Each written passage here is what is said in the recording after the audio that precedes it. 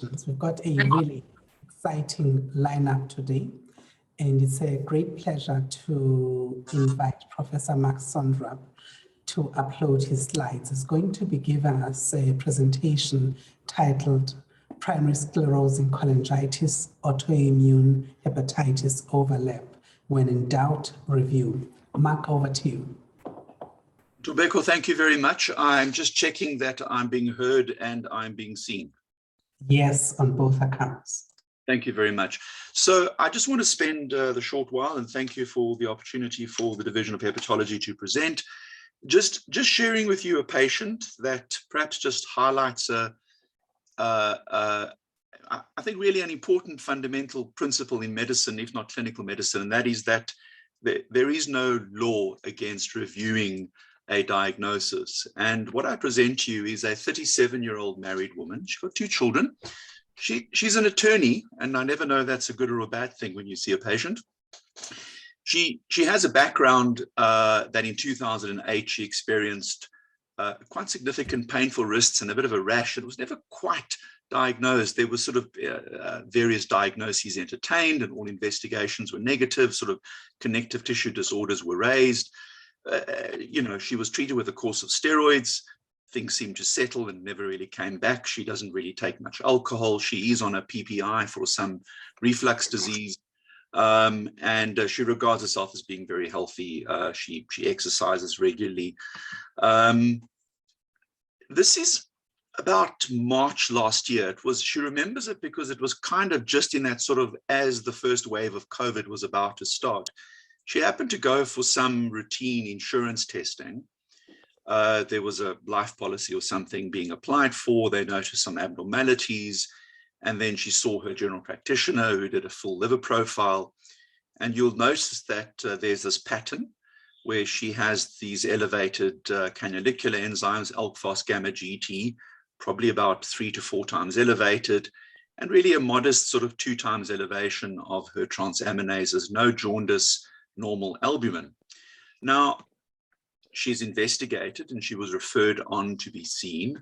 She had a very extensive workup. All viral markers were negative, HIV negative, autoantibodies were done, a range of them, including, importantly, antimitochondrial antibody with that canalicular profile predominance.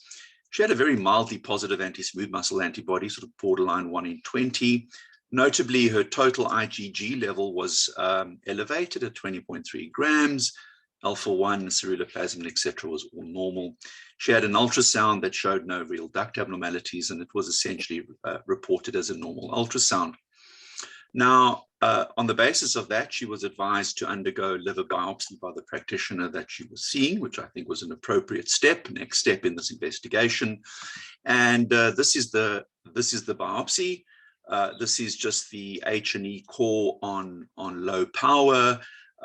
I think what is appreciable is this sort of intense portal tract inflammation that sort of jumps out at one immediately. And in fact, if you firstly just telescope down onto higher power within the lobules, there was sort of spotty bit of lobular necroinflammatory activity. And more importantly, where all the action was in the portal tracts, really quite an intense mononuclear cell infiltrate. One can see plasmas, one can see lymphocytes, maybe here and there a scattered eosinophil, but really quite not particularly conspicuous, and certainly no neutrophils. And maybe just on the edge here, one can appreciate a very modest interface hepatitis, but nothing too dramatic. If one sort of goes down further on higher magnification within the portal tract, one appreciates that cellular infiltrate a bit more, lymphocytes, plasma cells, but really quite impressively, this is a bile duct here in the center.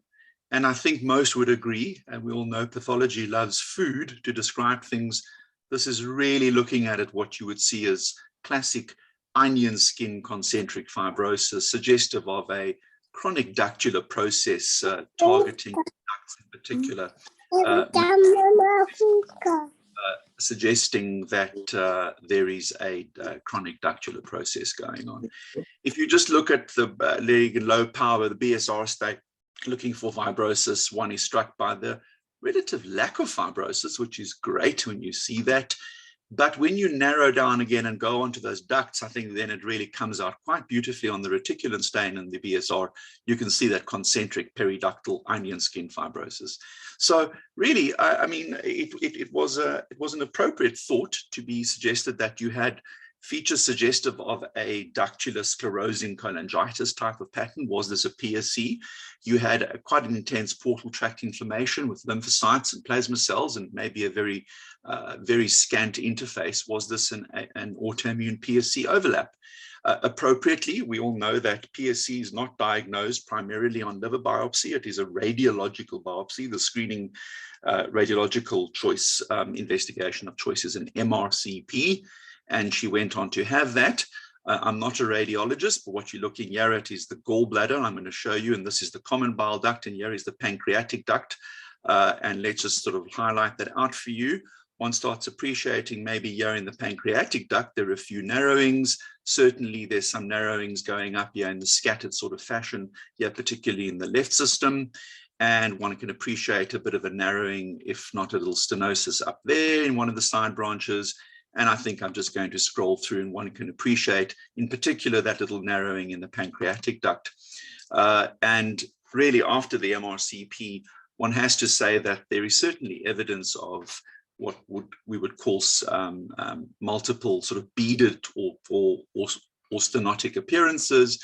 This would be consistent with primary sclerosing cholangitis, and so she was labeled an autoimmune PSC overlap. Appropriately, because she had a diagnosis of suspected PSC, she went on to have a colonoscopy to look for the associated inflammatory bowel disease.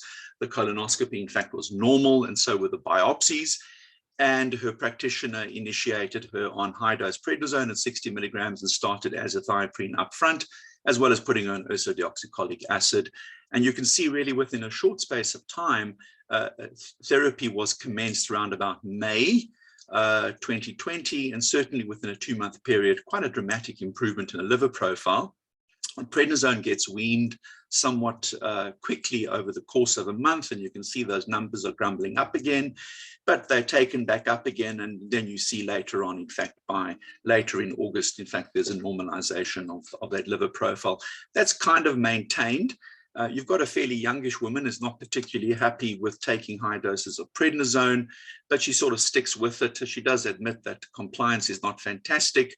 And as it would be, of course, in January this year, she develops COVID-19. She's exposed, and she gets fairly symptomatic disease, a lot of chest complaints, but does quite well and appropriately is treated then with an upping of her prednisone back to 40 milligrams. This is the liver profile within the height of her COVID. It's abnormal, difficult to say then how much of this is the underlying problem versus the COVID, but she pushes on, and then a month later, you can see those transaminases have in fact normalized.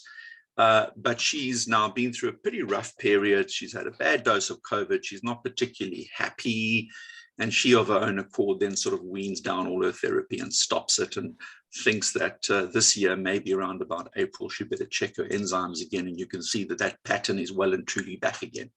So the pattern really is that pattern we saw up front, canaliculars and transaminases, sort of 2 to 4 times elevated, but no jaundice. She happens to be friends with a local pathologist who sort of reached out to us and said, you know, would you mind taking a look at everything? I said, absolutely fine, if we can send through all the results and the biopsies and stuff. Saw the patient, and from a clinical perspective, not terribly much defined. She was feeling a little bit fatigued, but we elected then to look at several of these issues. We reviewed the biopsy and the radiology. So let's just go back to the biopsy. So you have this portal tract showing really quite significant portal tract inflammation, lots of scattered plasmas and lymphocytes. And then in hindsight, sort of looking back and asking, well, did we ever do any subfractions of the IgG? Because there were some atypical features on that MRCP that didn't quite fit entirely with PSC. And of course, we got the IgG4 level back that showed it to be quite markedly elevated, well over double the upper limit of normal at almost 4.4 grams, supporting the possibility of whether this was IgG4-related sclerosing cholangitis. We then pulled back the biopsy and got it restained, and one can see on high power magnification, she meets criteria for positive staining for IgG4 positive plasma cells. And if we look at the edge of the portal tract in these slides, quite intense staining for IgG4. So we were comfortable at this stage with the diagnosis of IgG4-related sclerosing cholangitis. So I think just to remind everybody, it's an uncommon disease. It's a systemic fibroinflammatory disorder that, for all purposes, in fact, targets two major organs. That's the pancreas, and it's sort of known as autoimmune pancreatitis. And when it affects the liver, it tends to go for the biliary system, and then tends to cause these two dominant mimics. It tends to mimic sclerosing cholangitis, or in fact can present as a dominant stricture, in fact mimic cholangiocarcinoma. But this is a disorder that can in fact affect many organ systems in the body, from literally the brain to the meninges, all the way down to the gonadal tissue, lungs, etc. So it can have quite a ubiquitous expression. But as I said, the liver and the pancreas are the two dominant organ systems that in fact are affected. In terms of diagnosis, it's quite a difficult one, and there's lots of debate, but it comes down to something called the Heis-Ortiz criteria. I think it's pretty cool. It stands for histology. You want to find the histology here to find the presence of IgG4 positive plasma cells. Imaging, supporting, in this instance, the pancreas and the liver. Serology, you want positive IgG4 elevated, you want evidence potentially of other organ involvement, and then really a response to therapy. So that's the criteria that is suggested, and that's from the Mayo Clinic, called the Heis-Ortiz criterion. Treatment is really steroids, the cornerstone of therapy, not at particularly high doses, and you may use steroid-sparing therapy. And in rare events where you want to try and salvage patients if they're not responding, then anti-CD20 therapy. The problem is, upon withdrawal of therapy and weaning, about 30 to 50% of patients, in fact, will relapse. Now, I want to just spend literally 2 minutes going through something that's really pretty cool. And, you know, when you actually see patients, sometimes one never stops learning. I thought this was something really interesting. I'd sort of been peripherally aware of it, but then one sort of focuses down on it. So the bile ducts are really, really interesting structures. I mean, bile itself is a magnificently, interesting actual substance. But the ducts themselves are intensely sensitive to the hydrophobic bile salts, and cholangiocytes, in fact, protect themselves in what is theorized to be the biliary bicarbonate umbrella. And really what it is the system of using a number of transporters and a number of intracellular, I'm not going to spend time going into it because I'm not sure I fully understand it, but a number of intracellular transporters that in fact pump out bicarbonate, and in particular chloride as well, into the lumen and create this sort of buffer of alkaline pH and negatively charged molecules to protect the cholangiocytes from these hydrophobic bile salts in the actual lumen.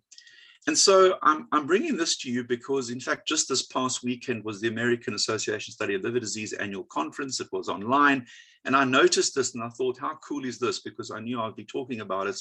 And this is something really hot off the press. So this is the current proposed theory in a paper presented from the Amsterdam Medical Center.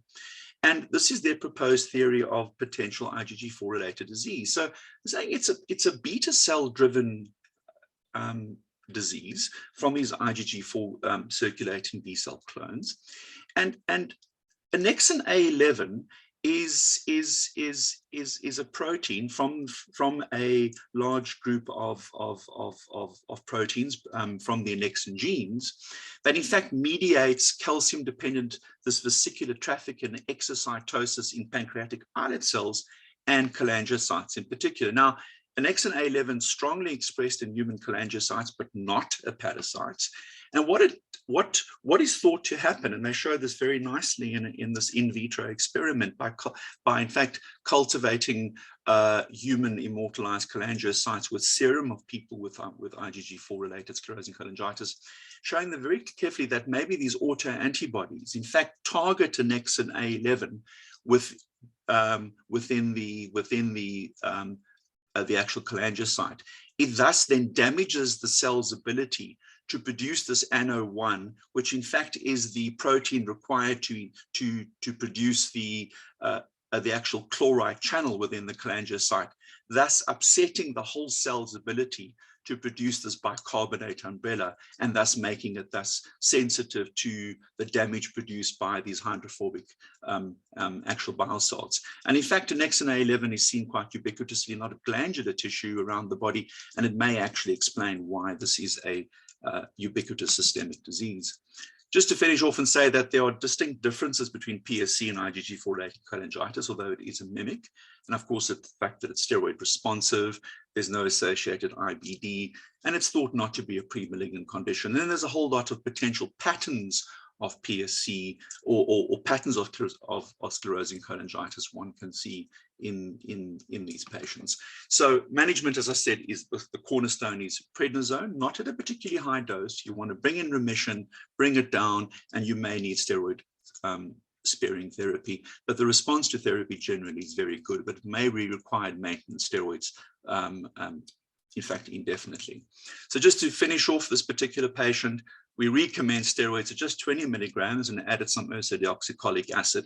And in fact, you can see over the course of time and up to more recently, her numbers in fact have normalized very nicely, and she currently remains in remission. So I want to end there and just say that this is a nice example of a patient getting a diagnostic label, things not quite fitting, and then on review, actually finding a different diagnosis that perhaps has a somewhat better prognosis and a good response to therapy. And I think the principle of review should always be maintained in medicine. Thank you very much, Ntobeko. Thanks, Mark, for that fantastic tour de force of IgG-related diseases and an interesting case report. Are there any questions for Professor Sonderup? Perhaps I can ask a question, Mark. So, you know, when I worked in the UK, this was a diagnosis that was made fairly commonly with all four subtypes of these IgG4-related disorders. But I've hardly seen diagnosis in our context. And I wonder if you think there may be just underdiagnosis or other reasons why prevalence seems to be much less here. No, I think that's a very good point. Certainly the Japanese have shown, well, they really are the leaders in this area because they were the first ones to describe it. And I think the Japanese have shown that it probably is underdiagnosed. And it certainly has entered the literature now that when you see patients with autoimmune type pattern or PSC, that IgG4 is mandatory. Certainly in our own center, between the hepatobiliary surgeons and ourselves, we have been doing a lot of IgG4 screening as part of workups and probably finding more cases. Recording in progress. And so, yeah, I think you're probably right. I think it probably is underdiagnosed. But it remains an uncommon disease. But I think it's something that is worth looking out for. It's not, I think doing an IgG4 level is not necessarily an expensive investigation. And of course, the prognosis can be very good. I do recall, now I don't know if Kath Bateman's on the line, but we've had a very interesting patient that I think we shared with neurology that seemed to have IgG4 related neurological disease. And that was some time ago. And that was really interesting as well. I see Wendy has turned on her microphone. Did you want to make a comment, Wendy? Yeah, I mean, it was a fantastic presentation. And I think if we sort of look back on that histology, that really marked inflammation in the portal tract with targeting of the bile ducts and very little spillover, probably in hindsight suggests this is something targeting the bile ducts and not an overlap with autoimmune hepatitis, but that's always easy in hindsight. But I think I think that market portal inflammation with very little interface hepatitis. And I think these patients, as Mark has shown you, need a combination of an MRCP and a biopsy. And it's really important not to miss this diagnosis, because for PSC, you're not going to, they don't respond to steroids. It's actually contraindicated, whereas here they have a rapid response, as Mark has shown, but unfortunately tend to relapse quite quickly when you stop them. And I think probably, Mark, we've seen probably the most common association is pancreatic involvement, and they can sometimes present almost looking like a pancreatic head of pancreas cancer. Some people have even come to a Whipple. So I think it's something that we've become a lot more aware of over the last sort of 5 years. Thanks. Thanks, Wendy. So Mark, a final question for you. You know, when you mentioned that she was diagnosed with COVID-19, I actually realized I know very little about COVID-19 in the liver. And I thought I could ask you to just summarize for us what the different phenotypes are of involvement. With COVID-19, I'm going to actually I'm going to default to Wendy. I think she could answer that question far more eloquently than I. Wendy.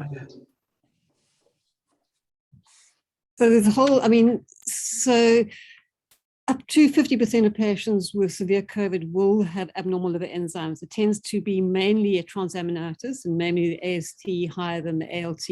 And we know the ACE2 receptors are on the cholangiocytes, but it's quite interesting that initially it was thought that there wasn't significant cholangiocyte injury, and so not much biliary pathology. But in fact, over time, it seems like, in fact, these patients might run into longer-term problems of cholangiocyte damage and biliary injury. So I think it's something that we need to keep in mind for the future. Certainly, the severity of the COVID will be associated with the severity of the transaminases, but normally it's self-limiting in mild disease. But I think in this individual, I think maybe we need to just keep an eye in terms of whether this might promote more aggressive disease down the line. Thanks, Wendy, very helpful. And thanks, Mark, again for a really fantastic presentation. Really enjoyed that. So let's move to our next speaker for the day, and that's Dr. Petro Frankenfeld, presenting on behalf of the Division of Geriatrics. She's going to be presenting on the confused older patient. Over to you, Petro.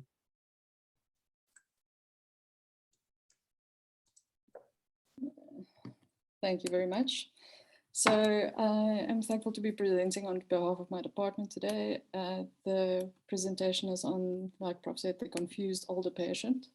So a question that we very frequently get from our colleagues is, can we please give them some help to calm the patients down? And this is also the question that our patient's daughter presented with. She literally asked, "Doctor, give me something to calm down my mother."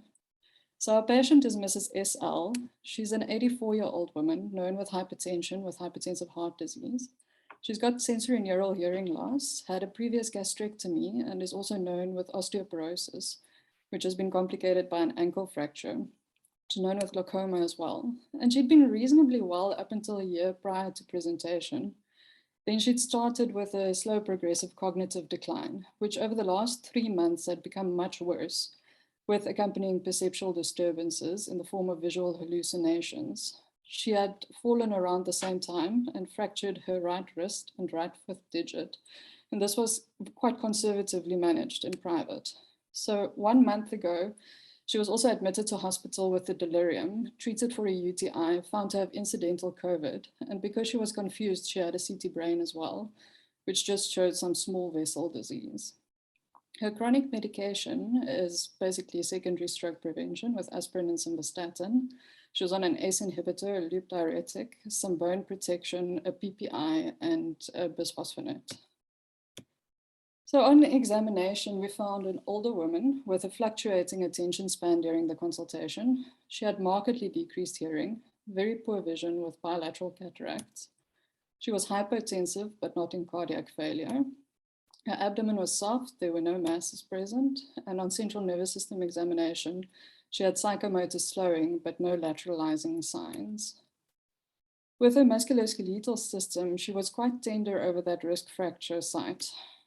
So a delirium workup was once again requested, and her bloods came back as normal, including a vitamin B12. Her urine dipsticks was clear. Her CT brain had already been done and confirmed the small vessel disease. And a chest x-ray showed no features to suggest a malignancy or infection. So in essence, we were dealing with a patient who probably had an underlying dementia, probably vascular, and also had features of a delirium. So what is delirium? Delirium is an acute brain failure. It's a disturbance in attention, which develops over a short period of time and fluctuates during the course of the day. It also can also be a change in an additional cognitive domain that is not better accounted for by a pre-existing, established or evolving other neurocognitive disorder. And it doesn't happen in the context of a severely reduced level of consciousness. So these are the DSM-5 criteria for delirium. Dementia on the other end of the spectrum is chronic brain failure. It is memory impairment with at least one other cognitive domain affected. And the cognitive deficits are significant enough to impact on the social or occupational function of the patient. And they represent a significant decline from a prior level of functioning. This does not happen exclusively in the context of delirium, but do remember that these patients are at a much higher risk for developing a superadded delirium. There are some mimics of delirium, so like I've mentioned already, dementia, but also depression. And if you've got sensory disturbances like deafness or blindness or a dysphasia, you will also appear confused, but not actually be confused. So if you can't hear someone speaking, then you might answer the question differently, for example. These things can occur together, so always assume the answer is that there is a delirium until proven otherwise. So looking for the causes of delirium, I thought a nice mnemonic is delirium. So looking for drugs as always, any new additions or changes, but don't forget over-the-counter and recreational drugs, electrolyte and metabolic disturbances. So anything including glucose as well, which is not mentioned in this table. Also the lack of drugs. So withdrawal from chronic sedatives and alcohol, but also poorly controlled pain, so lack of analgesia. Infections need to be looked for. Any reduced sensory input, and intracranial causes are a bit rarer, but in the correct clinical context should be sought for. Very important and always almost the most frequently missed one is urinary retention and fecal impaction. Anything that decreases your cardiac output or decreases your oxygen carrying capacity can also cause a delirium, so myocardial infarctions, pulmonary emboli and such. So the culprit medications to look for, things that a lot of patients get put on, especially by the day hospitals. Tricyclic antidepressants in older people is a very bad idea. Opioids, benzodiazepines, anti-Parkinsonian agents can also cause a delirium. H2 receptor blockers, like cardiovascular drugs causing hypotension, some antibiotics, some of the anticonvulsants, and then don't forget things that lower your glucose. So what are the risk factors for developing a delirium? In patients older than 65, anyone with a vulnerable brain, so a pre-existing structural brain disease or underlying psychiatric disorder, people with a poor functional reserve, so your frail elderly patient is obviously at a higher risk, also patients with chronic illnesses like cancers. Any acute illness or injury or a change in environment like hospitalization or the post-operative status. So if your patient's post-operative, it's not only the medication that they got as anesthetic, but also the environment that can cause a delirium. Remember that emotional loss can also trigger this, so the loss of a loved one, and substance abuse in the elderly is not something that's uncommon. So how do you calm your patient down? Firstly, look for and treat the underlying problem. Make sure the patient's pain is controlled, and again, don't forget about the bladder and bowel. Avoid restraints as far as possible, but now in this image, you can see a nice boxing glove restraint. We don't have anything this fancy available in the hospital, so you can make a makeshift one by rolling up a bandage, putting it in the patient's palm, make sure the fingers are separated, and then put another bandage around it. This, very importantly, needs to be checked at least daily to make sure there's no infections or pressure areas forming. Only after you've dealt with everything, go to sedation.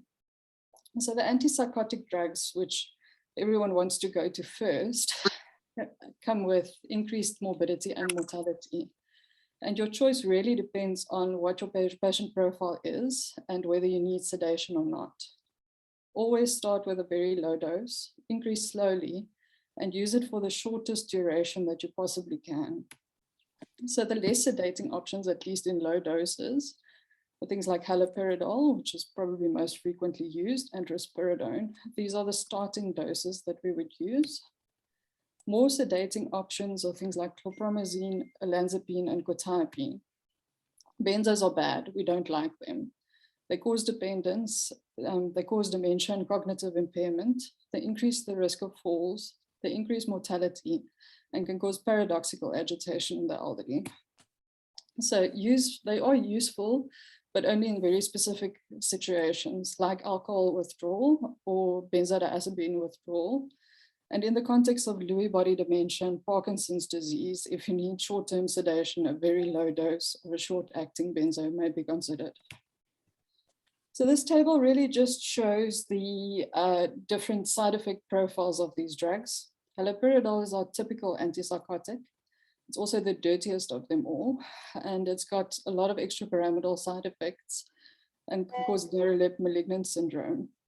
Also bad for QT prolongation, and really not a good choice at all for someone who's got Parkinsonian features or rigidity to start with. A little bit better would be risperidone, but it also does have some extrapyramidal side effects. Then the other one that we've got available is chlorpromazine, but this also has extrapyramidal symptoms. Sorry, Ed, I was just finishing. I just had to do the 4 o'clock talk at medicine meeting, but I was finishing up. It can cause postural hypertension as well. Olanzapine is a better choice, but the problem with olanzapine is that there's a lot of metabolic side effects. So it's a better choice in the context of a rigid or Parkinsonian patient, but not necessarily a better choice overall. Quetiapine would be great, but unfortunately we don't have it available to prescribe in our hospital at the moment. So non-pharmacological management, which is and should be the mainstay of management of delirium, is to orientate your patient, reintroduce yourself, avoid restraints and immobility. If the patient has glasses or a hearing aid, allow them to have these things in hospital, it will help. Make sure the setting is calm, avoid sleep deprivation, so don't do unnecessary procedures or observations after hours. Make sure the patient's adequately fed and hydrated. If you've restrained your patient, they obviously can't reach for their water. So these patients are at very high risk of dehydration.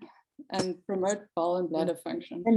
If the patient is constipated, give them a stool softener. Look for culprit medication, underlying pain or metabolic issues and infections, and treat these appropriately. So what happened with our patient? She got analgesia for the pain and has been referred back to the treating orthopedic surgeon to reconsider stabilizing the fracture. Her ACE inhibitor was stopped and diuretic dose decreased because of the hypertension, and her sensory issues are being addressed. She was started on a low dose of an antidepressant for her depression, and because of her perceptual disturbances and her nighttime misbehavior, she was started on chlorpromazine as well. And we will see her in our clinic tomorrow. So in case you've fallen asleep during the talk, essentially find the underlying cause, look for occult reasons like urinary retention and fecal impaction, take a critical look at all medications and recreational drugs, and manage patient's pain. Non-pharmacological management first, and only after that, carefully consider adding chemical restraint based on your patient profile if absolutely essential.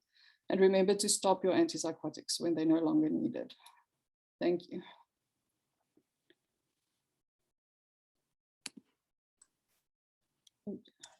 Thank you very much, Petro, for that fantastic presentation. Mark and Linda, would you like to make some comment?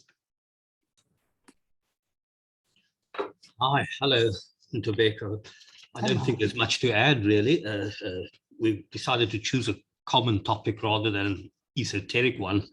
And Petro, I think, has covered quite comprehensively the general supportive management aspects of the delirious patient, rather than the specific causes, which of course have to be sought and treated appropriately. And in elderly patients, one should also point out that delirium is often multifactorial and often the consequence of a cascade of events as well. So someone might be placed on a drug that causes delirium, that causes falls, lack of eating, hydration, postural hypertension. The falls in turn may lead to fractured hip and so on. So when you see the patient, you often have to unravel a train of different causes. The other perhaps little thing to add is that it's often useful, I think, and it's certainly advised in hospitals that see large populations of older people, to do baseline cognitive testing on any older patient, particularly a patient at high risk of developing delirium on admission, so that you have some sort of a baseline should they develop benzodiazepine withdrawal later or acquire nosocomial infections during the course of their hospitalization. That's as much as I think I can add. Thanks. Thanks very much, Mark. Incredibly helpful. So you focused quite a bit in your talk, Petro, on aspects of delirium. I wonder if you can remind us how, in your interface clinically with a patient with confusion, you may be able to clinically differentiate the different types of dementia from each other.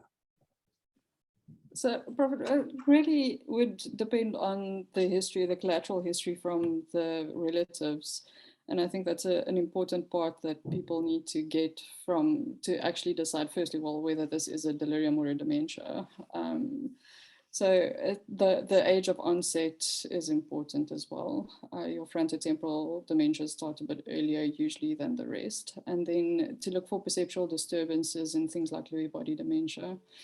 They have more visual hallucinations, very much, and sometimes they can have some Parkinsonian features as well. So it really depends on the patient's clinical profile and the collateral history. Like I said, that's very important.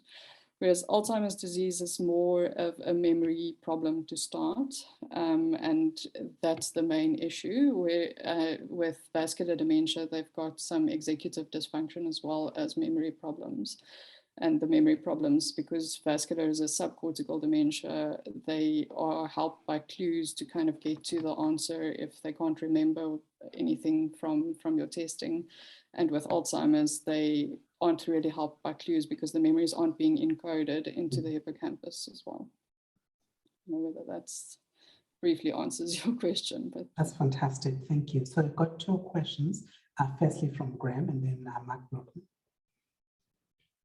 Thanks, Petro, for that useful update and reminder of these key issues.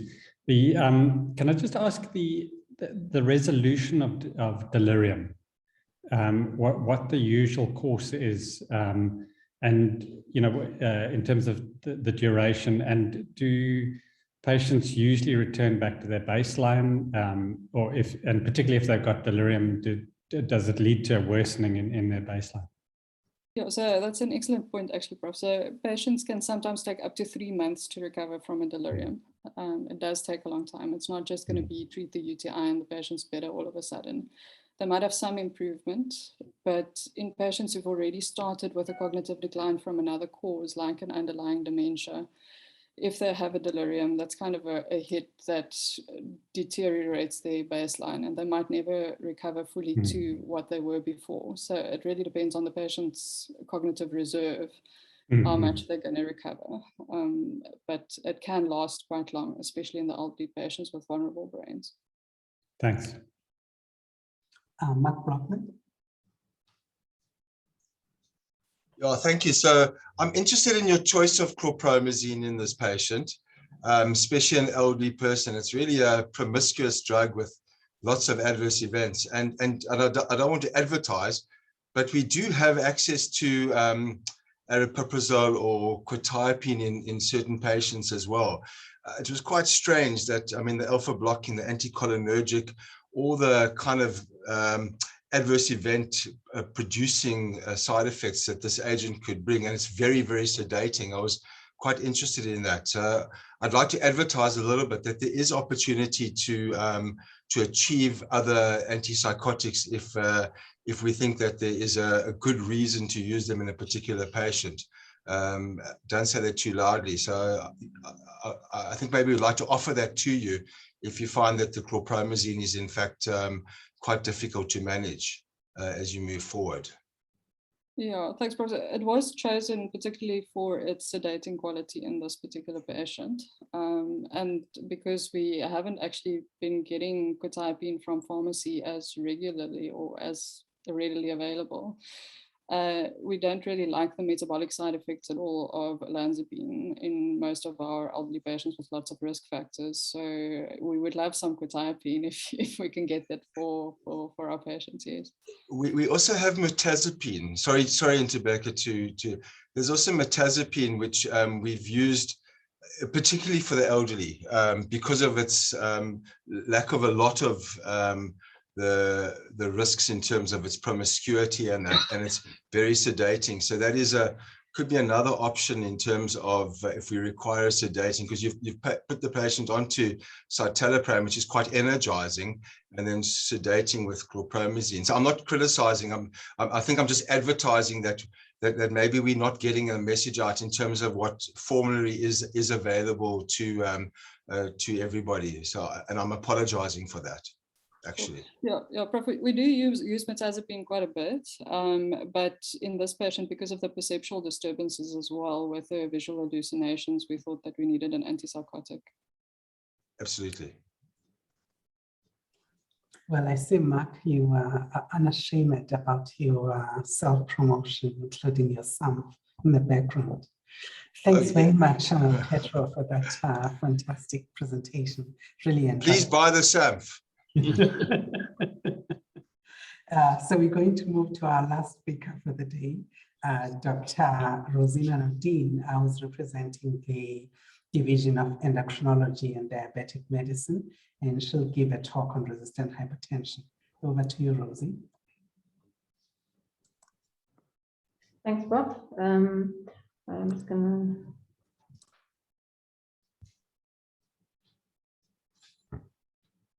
share the screen.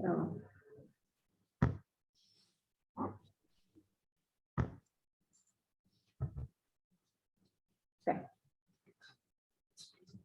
Can you see that? Yeah. Yep, looks good. If you don't mind just going to presentation mode. There we go. Okay, thank you. All right, so we're obviously going to focus on the endocrine causes behind resistant hypertension, even though there are many other causes. So looking at our patient, it was a Mr. E, is 46 years old, married, father of 2, works in a family-owned business. He was diagnosed with hypertension in his mid-20s, defaulted therapy 3 years ago, and had numerous previous admissions with poorly controlled hypertension. And by the time we saw him already had target organ damage in the form of hypertensive heart disease. He also had obstructive sleep apnea diagnosed and was already on CPAP. So the current presentation at Victoria Hospital, he presented with a hypertensive emergency. He actually required intubation for a depressed level of consciousness, had seizures, and as well as a blood pressure of 230/124, a normal CT, and notably a potassium of 2.5, which is quite low. He was discharged on amlodipine, losartan, and hydrochlorothiazide, but represented a few days later to Frederick Geer's emergency unit with diffuse muscle weakness and palpitations, and notably a very low potassium of 1.9, which was on the venous blood gas. On examination, besides a blood pressure of 190/110, his vitals were normal. He looked generally well with no features of Cushing's, no bruits, either renal artery or carotid. He had the clinical features of hypertensive heart disease, and the rest of the clinical exam was normal. He had a sinus rhythm at 68 beats on his ECG with some LVH. He had a persistent hypokalemia in his blood throughout his hospital stay, but a normal sodium and renal function. Despite receiving amlodipine, losartan, doxazosin, and atenolol at almost at quite high doses, his blood pressures remained elevated, with systolics ranging from 160 to 174 and diastolics ranging all the way up to 100. So the concerns in this patient, number one, is the resistant nature of his hypertension. Number two, the fact that he was diagnosed in his 20s. Number three, that he's already got target organ damage at the age of 46. And four, the persistence in his hypokalemia.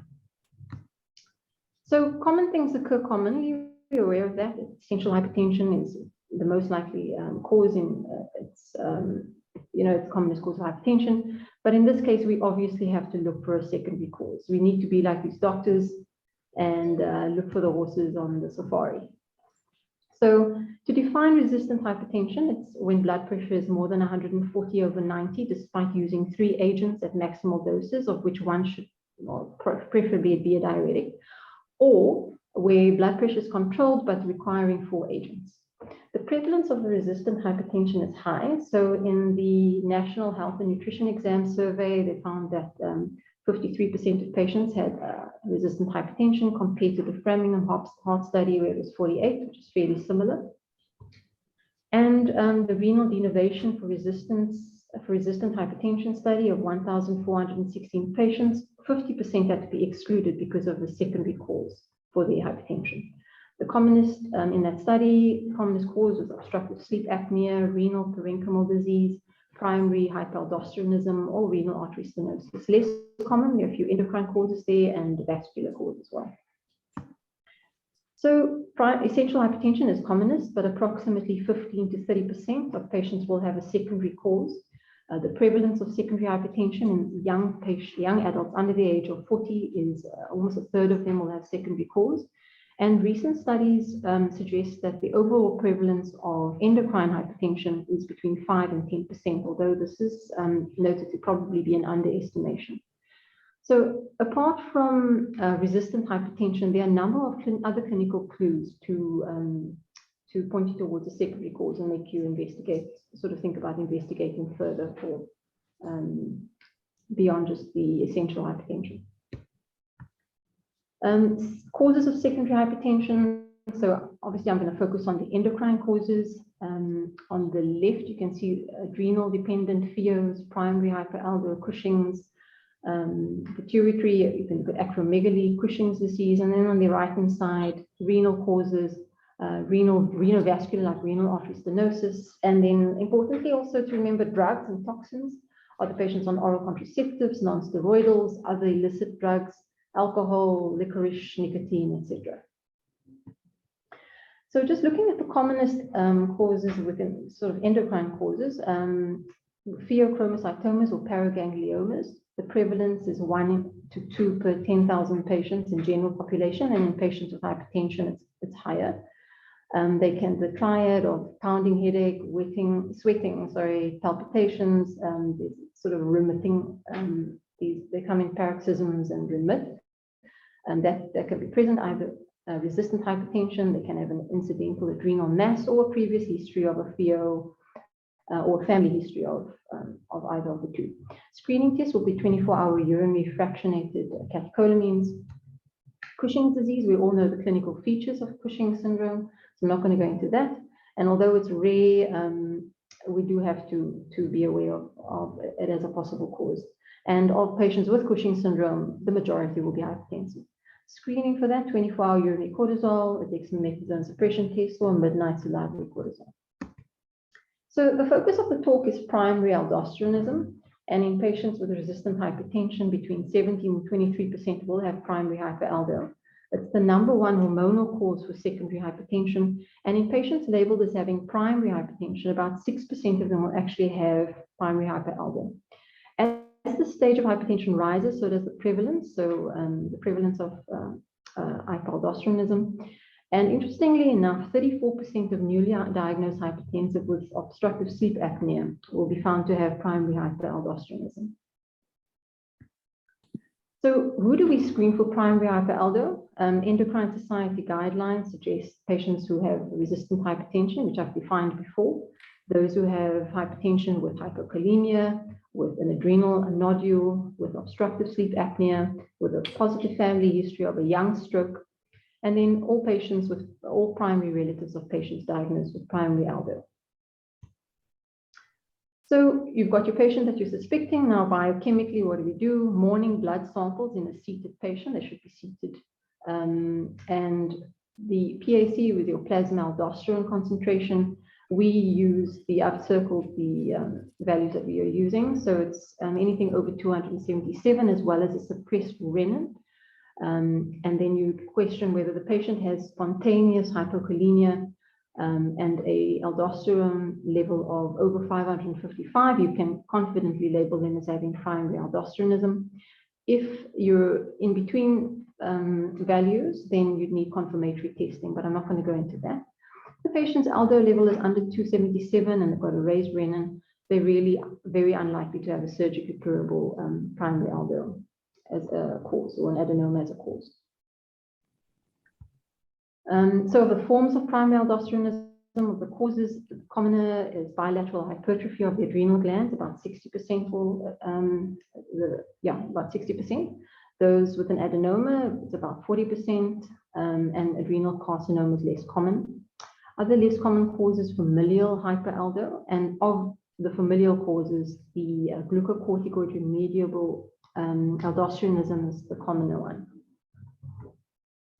So also besides primary hyperaldo, what else do you have to think about with hypertension and hypokalemia? So secondary, such as renovascular hypertension, patients who are hypertensive and on a diuretic, those with Cushing syndrome, other forms of cortisol excess, renin secreting tumor, and Liddle syndrome, which is increased activity at the ENaC channel.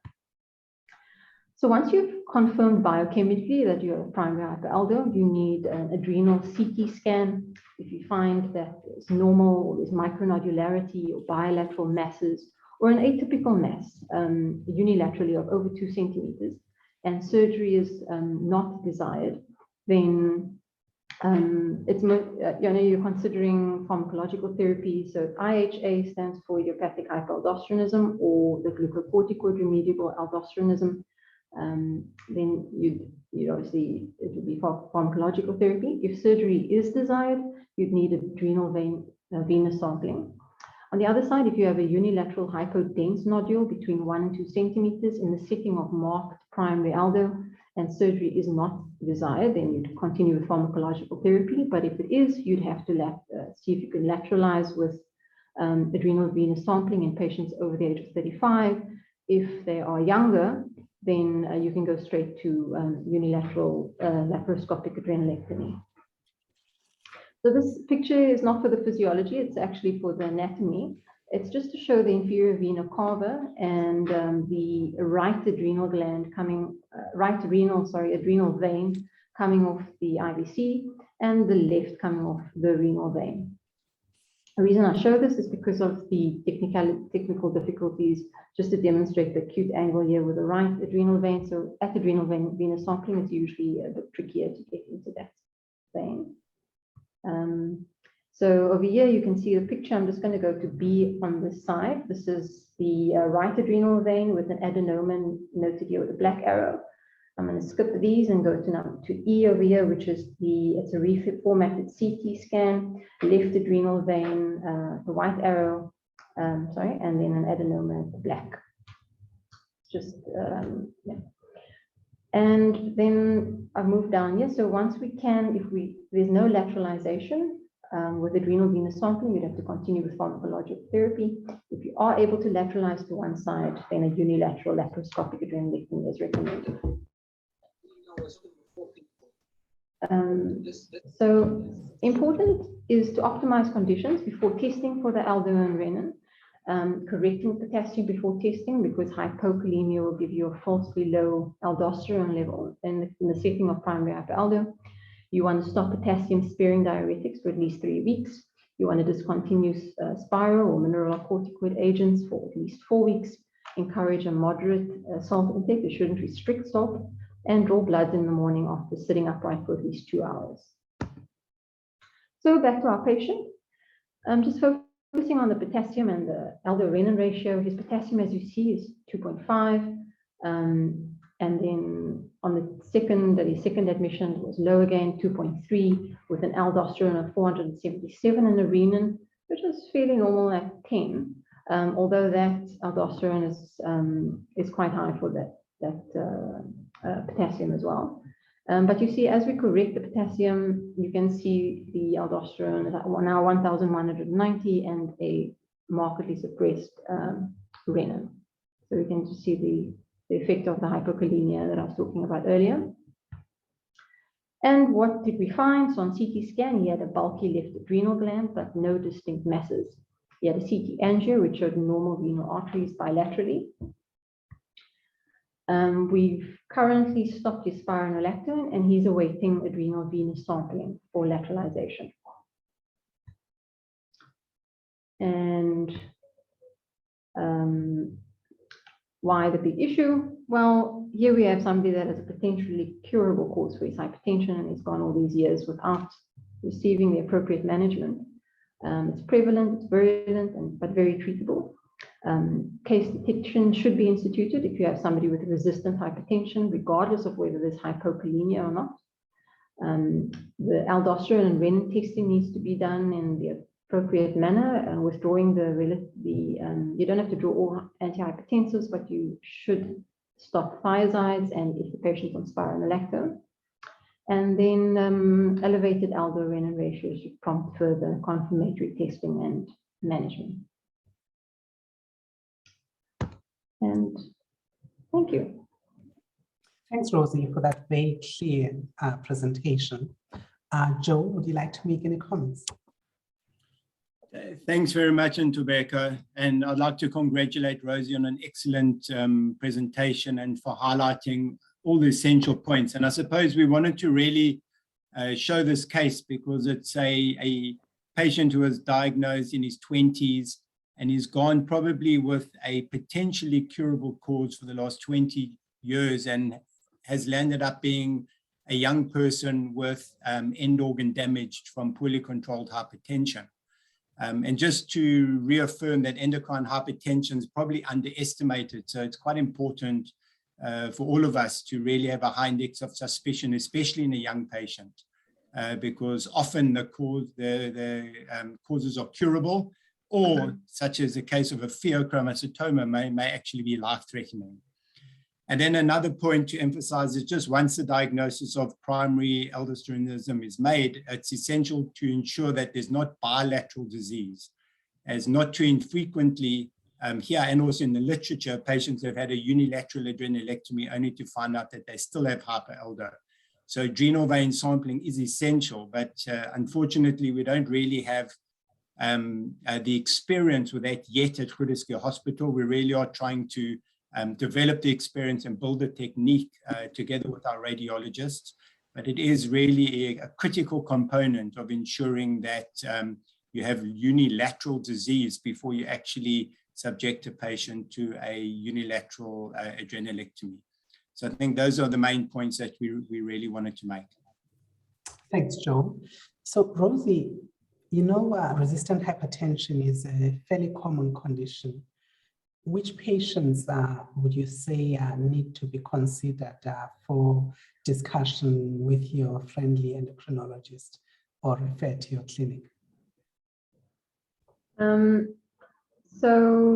Well, those that first of all have the clinical features that we mentioned. If you think you see any, you have to recognize clinical features of either Cushing's, or if you can just ask on history, if there's anything suggestive of pheo or catecholamine sort of secreting tumor, those paroxysms, although they don't occur in all patients, they do occur. So if you're suspecting that, and